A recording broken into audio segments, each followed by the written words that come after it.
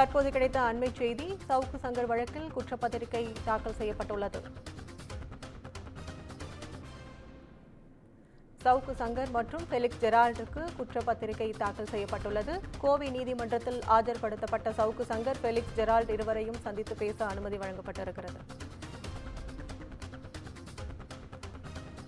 பெண் காவலர்களை அவதூறாக பேசிய சவுக்கு சங்கர் மீது தொடரப்பட்ட வழக்கில் குற்றப்பத்திரிகை தாக்கல் செய்யப்பட்டுள்ளது. இதுகுறித்து கூடுதல் விவரங்களை வழங்க செய்தியாளர் மார்டின் இணைப்பில் இருக்காங்க. வணக்கம் மார்டின், கூடுதல் விவரங்கள். பிரபல யூடியூபர் சவுக்கு சங்கர் காவல்துறையால் கைது செய்யப்பட்டார். இவர் தேனியில் தங்கியிருந்த பொழுது இவர் ஒரு சமூக ஊடகம் யூடியூபிற்கு கொடுத்த பேட்டியில் பெண் காவலரை இழிவாக பேசியதாக கூறி கோவையில் இருக்கக்கூடிய cyber crime CCB cyber crime குற்றப்பிரிவில் பெண் உதவி ஆய்வாளர் கொடுத்த புகாரின் அடிப்படையில் இந்த வழக்கு பதிவு செய்யப்பட்டது. இதன் அடிப்படையிலே சவுக்கு சங்கர் தேனிக்கு சென்ற கோவை சிறப்பு காவல்துறையினர் தேனியில் வைத்து சவுக்கு சங்கரை கைது செய்தார்கள்.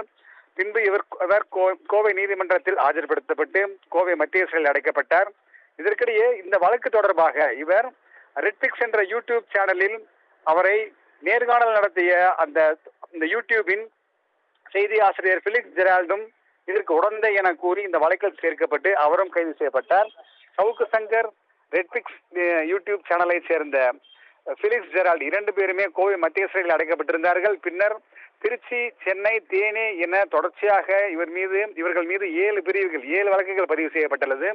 இதற்கிடையே தான் முதலிலே கோவையில் பதிவு செய்யப்பட்ட வழக்கில் தான் இன்று கோவையில் இருக்கக்கூடிய JM4 நீதிமன்றத்தில் இன்று காவல்துறையினர் 55 பக்கம் கொண்ட குற்றப்பத்திரிகை நகலை நீதிபதி முன்பாக சவுக்கு சங்கருக்கும் ஃபெலிக்ஸ் ஜெரால்டுக்கும் வழங்கினார்கள்.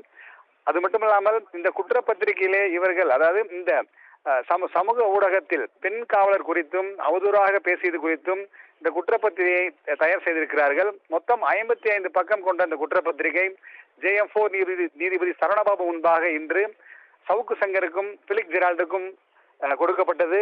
மேலும் ஃபெலிக்ஸ் ஜெரால்டு மற்றும் சவுக்கு சங்கர் நீதிமன்ற வளாகத்தில் பேசிக் கொள்ளும்படி நீதிபதி அறிவுறுத்தினார். அதன் அடிப்படையிலே அவர்களுக்கு அனுமதி வழங்கப்பட்டது. இதற்கிடையே இவர்கள் மீண்டும் கோவை மத்திய சிறைக்கு காவல்துறையினர் அழைத்து சென்றார்கள். சவுக்கு சங்கரின் வழக்கறிஞர்கள் செய்தியாளரை சந்தித்து பேசிய பொழுது, அதாவது இந்த ஒரு வழக்கு தொடர்பாக பழிவாங்கும் நோக்கத்தில் தமிழக அரசு தொடர்ச்சியாக காவல்துறை இணைந்து இதுவரை 7 வழக்குகளை பதிவு செய்துள்ளது என வழக்கறிஞர் தெரிவித்தார். அது மட்டுமல்லாமல் அதிகபட்சமாக இதில் தண்டனை என்று பார்த்தால் கூட 3 வருடம் தான் கிடைக்கும், நீதிமன்றம் கொடுக்கும். அப்படி இருந்தாலும் கூட பழிவாங்கும் நடவடிக்கையாக இந்த காவல்துறையும் தமிழக அரசும் செயல்பட்டு வருகிறது என குற்றம் சாட்டி பேசினார். இதனிடையே கோவை மத்திய சிறையில் மீண்டும் சவுக்கு சங்கரும் ஃபெலிக்ஸ் ஜெரால்டும் கொண்டு செல்லப்பட்டு அடைக்கப்பட்டனர்.